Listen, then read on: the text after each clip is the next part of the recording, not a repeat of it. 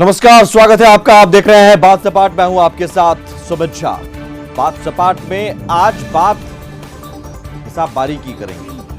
हिसाबबारी इसलिए क्योंकि आप अगर एक पैसे की का भी हिसाब नहीं देंगे, सरकार को 1 रुपए का भी हिसाब नहीं देंगे, तो सरकार आपसे सवाल पूछेगी, जांच करेगी, कहां से आमदनी आई, क्या हुआ, कितना खर्च हुआ। लेकिन यही सरकार 80,000 करोड़ रुपए का हिसाब नहीं देती है, कोई सवाल नहीं। जी हां, 80,000 करोड़ रुपए। सोचिए उस बिहार में जिस बिहार की 52% आबादी गरीब है नीति आयोग के मुताबिक, वो बिहार जो देश में गरीबी के मामले में नंबर 1 है, उस बिहार में पिछले 10 सालों में 80,000 करोड़ रुपए का कोई हिसाब किताब नहीं दिया गया।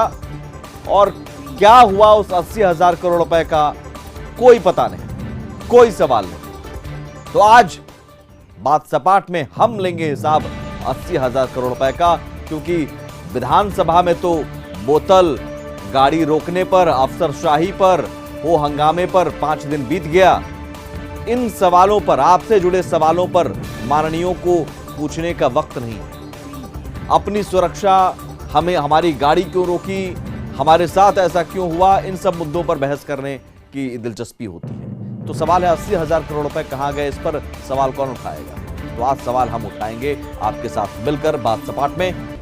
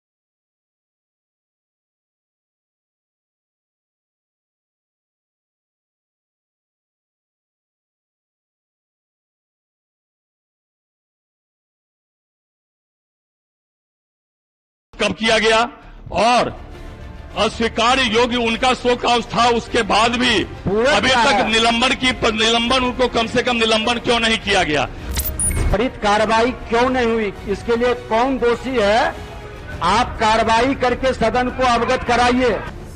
कभी मंत्री जी ने कर दिया अफसरशाही पर बात।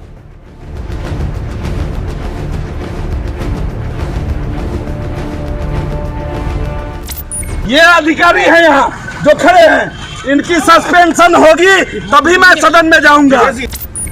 और हमारी गाड़ी को रोका गया और एसपी डीएम को के लिए रोका गया। मुझे लगा कि शायद सीएम साहब आ रहे हैं या सभापति या अध्यक्ष महोदय आ रहे हैं, लेकिन एसपी डीएम के लिए हमारी गाड़ी को रोका गया।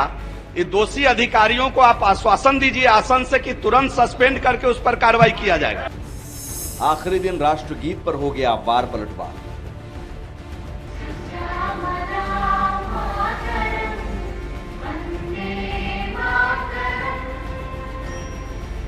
पहले ये बताइए कि ये जरूरी क्यों है। आपत्ति इस बात से है कि कंपल्सन है, आप ये कह रहे हैं कि जरूरी कब है। तो आप ये पहले बात बताइए, क्या कॉन्स्टिट्यूशन ने इसको लागू किया? क्या है? सुनिए संविधानिक कंपल्सन है क्या? जब संविधानिक कंपल्सन नहीं है तो अपने अपने रीति रिवाज है, ये देश सबका है। चलेगा इस हिंदुस्तान के अंदर रहना है तो राष्ट्रगान गाना है, राष्ट्रगीत गाना है। इसमें अगर किसी को परहेज है तो वो जहाँ जाना है वो जाए। शीतकालीन सत्र में माननीयों ने किया खूब बवाल। अरे माननीय मंत्री जी बैठ जाइए, सभी माननीय सदस्य बैठ जाइए। जनहित से जुड़े मुद्दों पर अनसुलझे रह गए सवाल।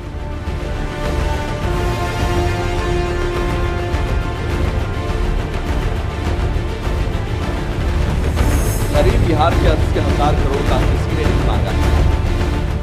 बैठ जाइए। अरे माननीय मंत्री जी बैठ जाइए, सभी माननीय सदस्य बैठ जाइए। बिहार में बहार है, सियासत अपरंपरा। जी हाँ, विधानसभा में यही सब होता रहा, लेकिन 80,000 करोड़ रुपए के हिसाब किताब पर सवाल नहीं हुआ। 5 तस्वीरों के जरिए समझिए, 5 तस्वीरें हम आपको दिखाने जा रहे हैं और इन 5 तस्वीरों के जरिए समझिए कि इन 5 दिनों में होता क्या रहा। कभी 30 नवंबर को माननीय गाली गलौज करने पर उतारू हो जाते हैं, दोतल पर सियासी बवाल हो जाता है, फिर करप्शन पर अपने ही सरकार के साथ आर पार करने लगते हैं बीजेपी विधायक, गाड़ी रोकने पर मंत्री जी बमक जाते हैं और आज आखिरी दिन भी राष्ट्रगीत पर वार पलटवार हो गया। तो इन 5 तस्वीरों में सवाल यह है कि जनता की गाढ़ी कमाई के करीब 8 लाख रुपए से ज्यादा का खर्च हो गया।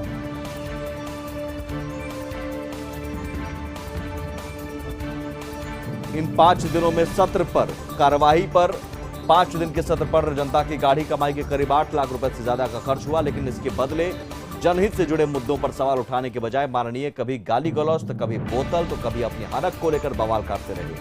रही सही कसर आखिरी दिन राष्ट्रगीत हुए पर वार पलटवार ने पूरी कर दी। लेकिन इसी सत्र में ऐसे भी मुद्दे हैं जिसे जोर शोर से उठाया जा सकता था। मुद्दा उस बिहार में सरकारी खजाने के पैसे का, जो बिहार नीति आयोग के मुताबिक गरीबी में नंबर 1 है। करीब 52% लोग बिहार में गरीब हैं, लेकिन इसी गरीब राज्य में 80,000 करोड़ रुपए का कोई अता पता नहीं। इसी सत्र में सदन में रखी गई सीएजी रिपोर्ट के मुताबिक 10 सालों में 80,000 करोड़ रुपए का सरकार ने कोई हिसाब ही नहीं दिया है। तो सवाल है कि गरीब राज्य में 80,000 करोड़ रुपए गए कहां? और ये सवाल किसी माननीयों ने नहीं पूछा, न किसी और न्यूज चैनल के पत्रकारों ने। लेकिन आज बात सपाट में हम ये सवाल पूछेंगे, आखिर गरीब राज्य में 80,000 करोड़ का हिसाब क्यों नहीं?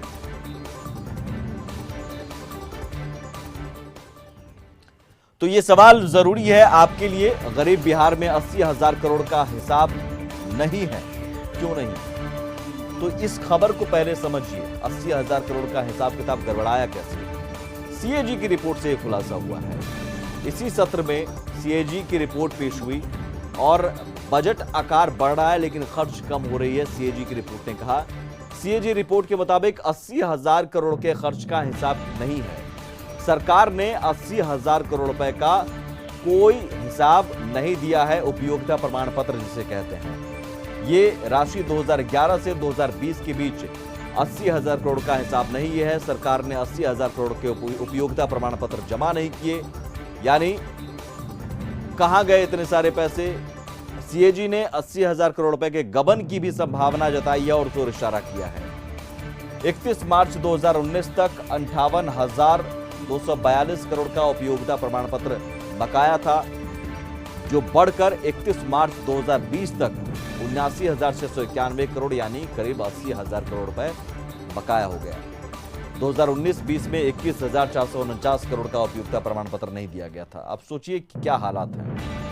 गरीब राज्य में स्थिति ये है कि 80,000 करोड़ रुपए कहां गए पता नहीं। तो कैसे साल दर साल स्थिति ये होती रही कि लगातार सीएजी हिसाब मांगता रहा और हिसाब नहीं दिया गया। शुरुआत में तो आंकड़े कम थे, लेकिन ये आंकड़ा बढ़ता गया। देखते जाइए। 2010-11 में 3,239, 2010-11 में शुरुआत से हम दिखाते हैं कि 3,239 करोड़ का हिसाब नहीं दिया गया। 2011-12 में 1,513 करोड़ का हिसाब नहीं दिया गया। फिर 2012-13 में 1,400 करोड़ का हिसाब नहीं दिया गया। 2013-14 में 1,364 करोड़ का हिसाब नहीं दिया गया। 2014-15 में 2,556 करोड़ का हिसाब नहीं दिया गया। 2015-16 में 2,968 करोड़ का हिसाब नहीं दिया गया। अब देखते जाइए आंकड़े कैसे बढ़ते जाते हैं। 2016-17 में ये आंकड़ा और बढ़ गया, 4,892 करोड़ का हिसाब नहीं दिया गया साल दर साल। और सबसे ज्यादा आंकड़ा बढ़ा 2017-18 में, जब 13,015 करोड़ का हिसाब ही नहीं दिया गया। क्या किया गया? 2018-19 में 27,293 करोड़ का हिसाब नहीं दिया गया। यह आपके हमारे पैसे, आपकी गाड़ी कमाई। 2019-20 में 21,449 करोड़ का हिसाब नहीं दिया गया और 31 मार्च 2019 तक 58,242 करोड़ का उपयोगिता प्रमाण पत्र बकाया था। जो 31 मार्च 2020 तक बढ़कर 79,691 यानी करीब 80,000 करोड़ रुपए बकाया हो गया। अब 80,000 करोड़ रुपए 2011 से सोचिए, अब 2011 का हिसाब कौन देगा? अब तो दे नहीं सकते, उपयोगिता प्रमाण पत्र दे नहीं सकते, तो उन आंकड़ों का क्या होगा, उन पैसों का क्या होगा? और उन पैसों का हिसाब क्या सरकार नहीं देना चाहती है या फिर कहीं कुछ गबन हुआ? ये भी तो बताए। सीएजी पूछ रहा है बार बार। उपयोगिता प्रमाण पत्र नहीं देने में अब कौन कौन से विभाग टॉप पर थे, ये भी आपको बताते हैं। टॉप पर 5 विभाग हैं जिन्होंने हिसाब ही नहीं दिया। सबसे ज्यादा इसमें पंचायती राज विभाग, जिसने 16,195 करोड़ रुपए का कोई हिसाब नहीं दिया पंचायती राज विभाग ने इन 10 सालों में। शिक्षा विभाग ने 15,158 करोड़ का हिसाब नहीं दिया। वेतन के लिए पैसा नहीं रहते हैं, लेकिन 15,000 का हिसाब नहीं है। समाज कल्याण विभाग ने 12,613 करोड़ का हिसाब नहीं दिया। ग्रामीण विकास विभाग ने 8,808 करोड़ का कोई हिसाब नहीं दिया। और 5वें नंबर पर नगर विकास एवं आवास विभाग ने 8,313 करोड़ का कोई हिसाब नहीं दिया, सीएजी की रिपोर्ट के मुताबिक। लेकिन होता क्या है कि अनुपूरक बजट, इस शीतकालीन सत्र में भी आपने सुना होगा शिक्षा विभाग का अनुपूरक बजट पारित हुआ। तो अनुपूरक बजट होता क्या है? बजट में जो आवंटित राशि होती है, उस राशि के अलावा अनुपूरक प्रावधान किए जाते हैं और भी राशि खर्च की बात की जाती है। तो इस पर भी सवाल उठाया है। अनुपूरक प्रावधान पर, अनावश्यक अनुपूरक प्रावधान पर भी सीएजी ने सवाल उठाया है और कहा है कि बजट में जो आवंटित राशि खर्च होती नहीं है, फिर भी अनावश्यक अनुपूरक बजट क्यों? 51 मामलों में 21,084 करोड़ के अनुपूरक प्रावधान अनुपयोगी साबित हुए हैं, सीएजी की रिपोर्ट के मुताबिक। इसे ऐसे समझिए, 2019-20 में 6 विभागों के लिए 78,779 करोड़ का बजटीय प्रावधान किया गया, यानी 78,779 करोड़ दिए गए 6 विभागों को। फिर से इन 6 विभागों के लिए 13,000 करोड़ का और अनुपूरक प्रावधान किया गया, लेकिन कुल खर्च इन 6 विभागों ने किया सिर्फ 58,000 करोड़ रुपए, जो कि बजट में जो आवंटित राशि थी 78,000 करोड़, उसमें से भी 20,000 करोड़ कम ही खर्च किए। 20,000 करोड़ कम खर्च हुई। अब अंदाजा लगाइए कि 6 विभाग को 78,000 करोड़ रुपए, थोड़ा गणित है लेकिन समझने की कोशिश कीजिए। आपके ही पैसे की बात हो रही है और ये कोई समझाएगा नहीं आपको, यकीन मानिए। सब निकल जाएंगे, ये समझाएगा नहीं, लेकिन समझिए 78,000 करोड़ 6 विभागों को बजट में मिलते हैं। फिर से 13,000 करोड़ रुपए अनुपूरक में का प्रावधान होता है, लेकिन फिर भी खर्च कितने होते हैं? 58,000 करोड़। बजट का पैसा ही खर्च नहीं कर पाते हैं और कहते हैं कि साहब बिहार गरीब राज्य है। कैसे? आखिर पैसा होते हुए भी खर्च क्यों नहीं कर पा रहे हैं? और खर्च नहीं करते हैं तो फिर अनुपूरक की जरूरत क्यों है? और खर्च करते हैं तो फिर उसका हिसाब क्यों नहीं देते हैं? 80,000 करोड़ का हिसाब क्यों नहीं देते? और ऊपर से फिर घाटे का भी बजट हो जाता है।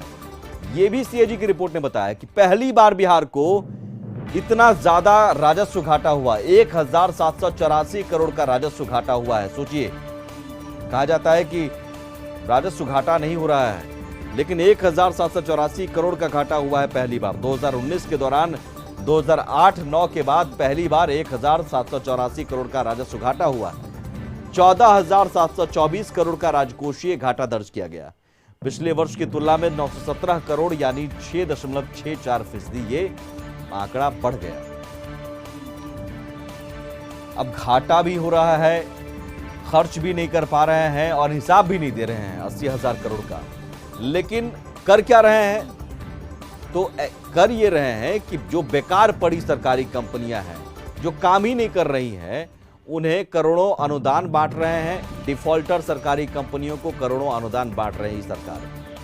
2020 तक सरकारी कंपनियों को 18.872 करोड़ की बजटीय सहायता दी गई।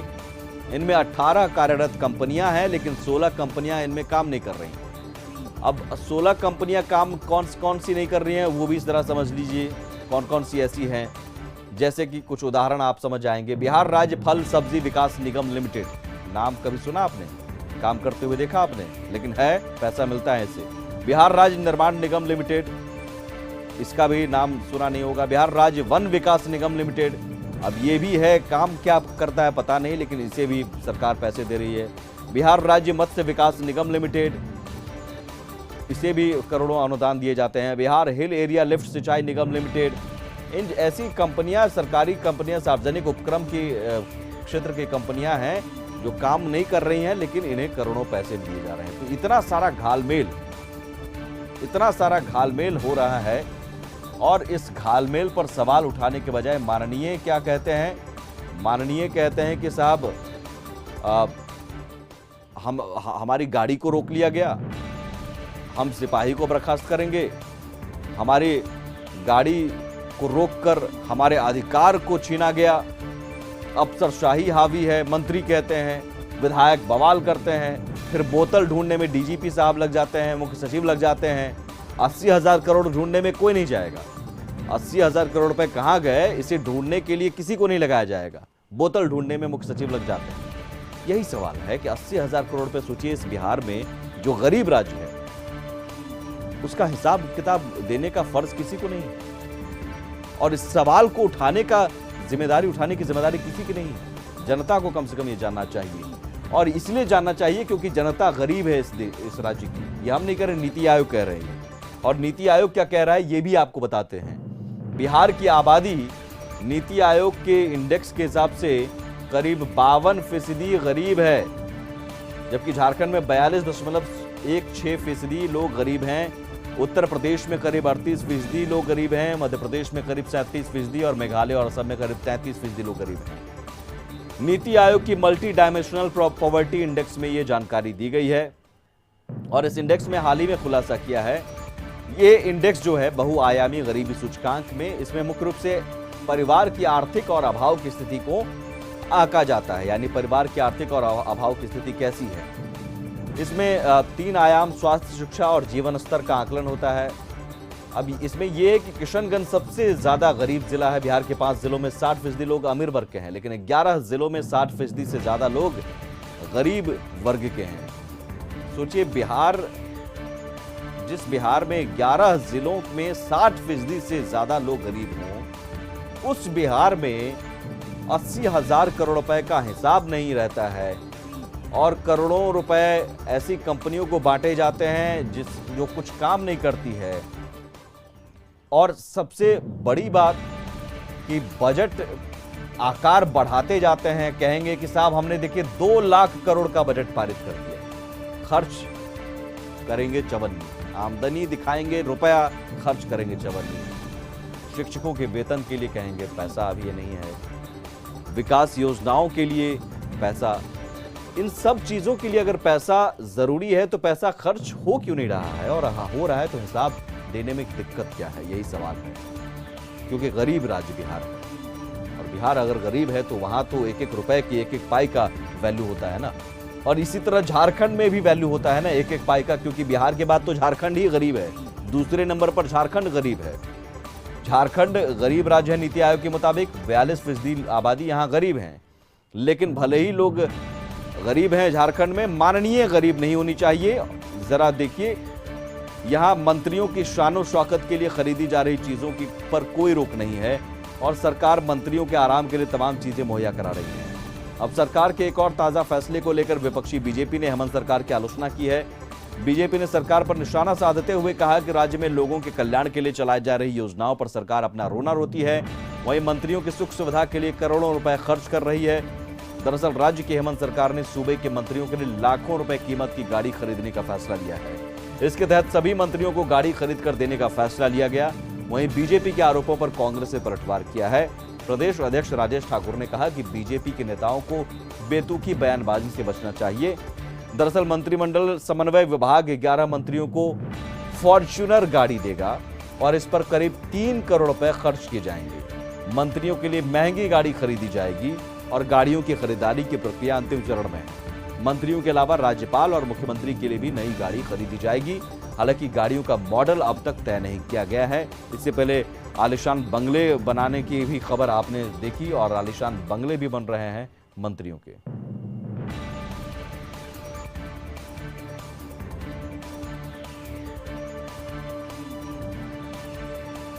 70 करोड़ में माननीय मंत्रियों के लिए बंगले बन रहे हैं, वो भी स्मार्ट सिटी में उस जगह पर जहां कौशल विकास केंद्र से युवाओं को ट्रेनिंग मिलता।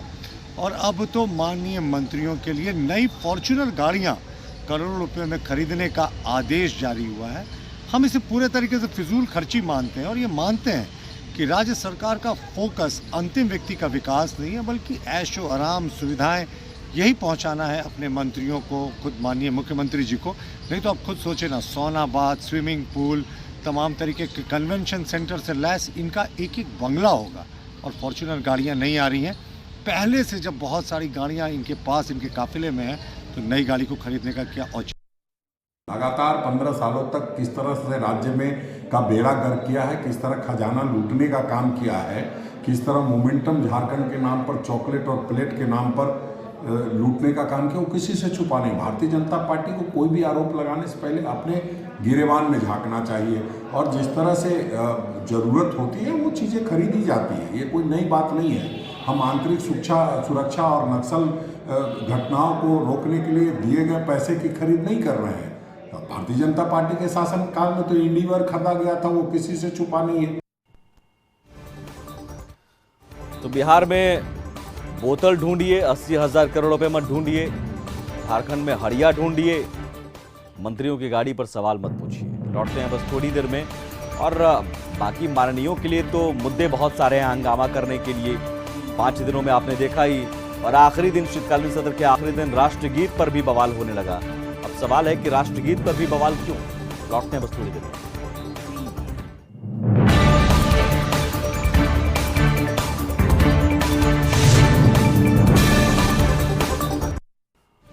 और विधानसभा के शीतकालीन सत्र के आखिरी दिन भी बवाल हो ही गया। समापन के मौके पर भी राष्ट्रगीत पर बवाल हुआ। सवाल है कि राष्ट्रगीत, राष्ट्रगान जैसी चीजों पर भी सियासत की। विधानसभा स्पीकर ने एक नई परंपरा की शुरुआत की है और बेहतर परंपरा है, अच्छी परंपरा है, सबको पालन करना चाहिए। राष्ट्रगीत के साथ सदन सत्र का समापन करवाया, लेकिन इस पर भी विवाद खड़ा हो गया। राष्ट्रगीत पर AIMIM विधायक अख्तरुल इमान ने आपत्ति जता दी। उन्होंने कहा कि जो परंपरा है उसी को कायम रहने दिया जाए। उन्होंने कहा कि मैं वंदे मातरम नहीं कहूंगा, अब राष्ट्रगीत गाना जरूरी नहीं है। अब इस पर बीजेपी विधायकों ने भी पलटवार किया। जरा सुनिए कैसे राष्ट्रगीत पर संग्राम मच गया। नहीं, आदर करना खराब बात नहीं है। मैं आदर किया। आपको इसमें आपत्ति किस बात? आपत्ति इस बात की है कि ये पहले ये बताइए कि ये जरूरी क्यों है। आपत्ति इस बात से है कि कंपल्सन है। आप ये कह रहे हैं ये जरूरी कब है? तो आप ये पहले बात बताइए, क्या कॉन्स्टिट्यूशन ने इसको लागू किया? क्या है? सुनिए, संविधानिक कंपल्सन है क्या? जब संविधानिक कंपल्सन नहीं है तो अपने अपने रीति रिवाज है। ये देश सबका है, सबके आस्था पर। नहीं, विरोध क्या जता रहा है? आपने मेरे मन की बात पूछी, मैंने मन की बात पूछा। विरोध क्या कर पाएंगे हम तो बहुत अल्प हैं, बहुत हल्के हैं, बहुत कमजोर हैं। हमारी बात कौन सुनता है? नकार खाने में तोते की आवाज है। अगर विरोध नहीं तो ये मशवरा जरूर दूंगा कि हमारे बुजुर्गों ने जो परंपराएं स्थापित की हैं पार्लियामेंट असेंबली में, अपने इसका मतलब है कि उनका छाता कहीं और लगा है। वो पाकिस्तान में बारिश होगा और यहाँ छाता लगाएंगे, ये नहीं चलेगा इस हिंदुस्तान के अंदर। हिंदुस्तान के अंदर रहना है तो राष्ट्रगान गाना है, राष्ट्रगीत गाना है। इसमें अगर किसी को परहेज है तो वो जहाँ जाना है वो जाए। माननीय वाजपेयी जी के शासनकाल के समय से ही कि राष्ट्रगान से शुरुआत और राष्ट्रगीत से समापन, आज बिहार विधानसभा के लिए भी ऐतिहासिक दिन है। यहाँ भी राष्ट्रगान से इस सत्र का शुरुआत हुआ और राष्ट्रगीत से समापन। मैं माननीय अध्यक्ष श्री विजय बाबू को तहे दिल से बधाई देता हूँ। पहले से ही शुरू होनी चाहिए थी, जो लेट से हुई। आज यह ऐतिहासिक दिन है इस विधानसभा के लिए कि ऐसी परंपरा की शुरुआत माननीय हमारे यहाँ अध्यक्ष श्री विजय कुमार जी ने शुरू। और आखिरी दिन एक और ड्रामे का अंत हो गया। ड्रामे की शुरुआत गुरुवार को हुई थी, जब मंत्री जी की गाड़ी रुकी और मंत्री जी बोले, सरकार हैं हमको रोकोगे? DMSP को सस्पेंड कर कीजिए। रात में DMSP मिलने चल जाते हैं, सुबह कहते हैं DMSP ने माफी मांगी, हम माफ कर दिए। सदन की कार्यवाही का कई मिनट, घंटे हम कह सकते हैं, कल भी, गुरुवार को भी और शुक्रवार को भी मंत्री जी की गाड़ी रोके जाने पर बर्बाद हो गया। सोचिए, जनहित से जुड़े मुद्दे कहां उठेंगे? मंत्री जीवेश मिश्रा की गाड़ी रोकने पर इतना बवाल, सुरक्षा कर्मियों ने गाड़ी रोक दी, आग बबूला हो गए थे। मंत्री ने सदन में हंगामा किया और कार्रवाई की मांग की। दो तस्वीरों के जरिए समझिए कि कल कैसे वो तेवर में थे, तेवर में नजर आ रहे थे और आज कैसे वो नरम पड़ गए।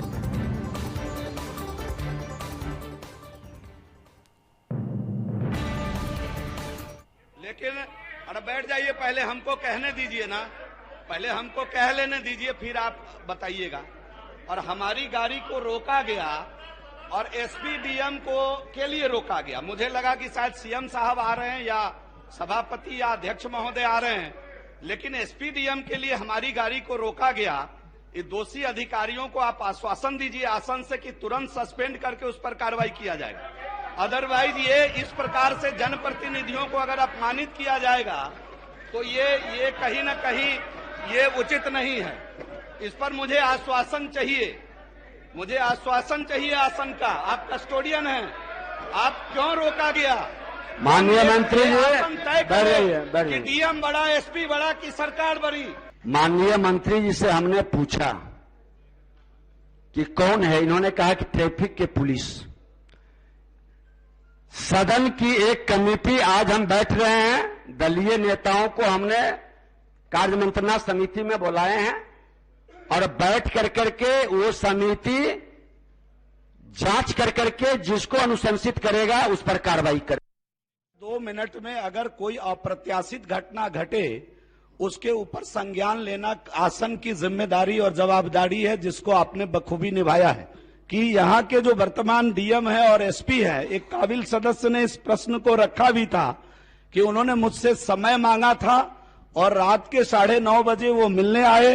वो बार बार इस घटना पर खेद प्रकट किए, उन्होंने क्षमा याचना की और क्षमा शोभते उस भुजंग को जिसके पास गड़ल हो, तो मैंने उनको क्षमा किया इस शर्त पर कि उन्होंने कहा कि इसकी जांच होगी और धरातल पे जमीन पे वहां आपको जिसने रोका है उसकी गलती मुझे दिख रही है और मैं उस पर उचित कार्रवाई करूंगा। कल तेवर में थे, आज नरम पड़ गए। इससे पहले माननीयों के गाली गलौज से गले मिलने तक की तस्वीर देखी। यानी 5 दिन में खूब ड्रामा हुआ, खूब बवाल हुआ। नहीं हुआ तो जनहित से जुड़े मुद्दे, आपसे जुड़े मुद्दों पर सवाल। इसलिए जरूरी है कि आप सवाल करते रहिए। आप देख रहे थे बात सपाट। नमस्कार।